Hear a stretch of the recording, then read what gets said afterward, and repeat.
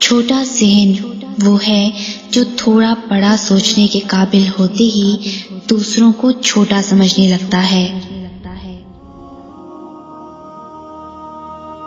حضرت سیدنا امام غزالی رحمۃ اللہ علیہ فرماتے ہیں، جب نفس کی ہر خواہش مان لے گا تو یہ تجھے حرام اور سخت کاموں کی طرف بلائے گا۔ اشفاق احمد کہتے ہیں، صبر کا گھونٹ دوسروں کو پلانا آسان ہے، خود پیتے ہوئے پتہ چلتا ہے کہ ایک ایک قطرہ پینا کتنا بھاری پڑتا ہے۔ محتاجوں سے مال مہنگے داموں میں خریدنا احسان میں داخل ہے۔ حضرت ابو بکر وراق رحمۃ اللہ علیہ فرماتے ہیں، دنیا کی تحریص و ترغیب اور خواہشات کی تحریک کا سب سے بڑا ذریعہ آنکھیں ہیں۔ گوشہ نشینی سے آنکھ محفوظ رہتی ہے اور انسان تمام تر گناہوں سے بچتا ہے۔ کسی انسان میں خوبی دیکھو تو اسے بیان کرو، لیکن اگر خامی دیکھو تو وہاں تمہاری خوبی کا امتحان ہے۔ حکمت کی بات گویا مومن کی گمشدہ چیز ہے، جسے وہ جہاں دکھتا ہے لے لیتا ہے۔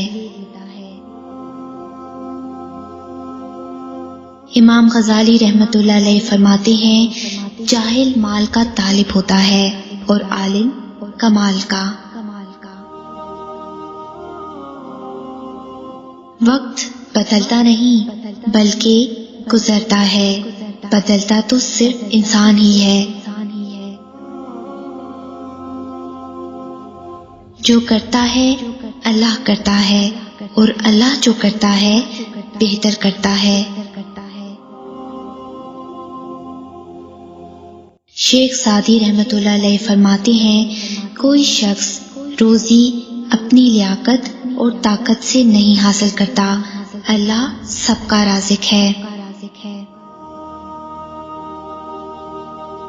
حضرت واصف علی واصف رحمۃ اللہ علیہ فرماتے ہیں، رحم اس فضل کو کہتے ہیں جو انسانوں پر ان کی خامیوں کے باوجود کیا جائے۔ سب سے بڑی سلطنت جانتے ہیں کیا ہے؟ سب سے بڑی سلطنت اپنے نفس کا حکمران ہونا ہے۔ ہماری خواہشیں دل کے باغیچے میں اڑتی وہ تتلیاں ہیں جن کے رنگ کچے اور عمریں مختصر ہیں۔ تمام تر برائیاں اور مصیبتیں تنہائی سے نفرت کی پیداوار ہیں۔ کثرت خاموشی سے گمراہی پیدا ہوتی ہے اور زیادہ گویائی سے قدر کم ہوتی ہے۔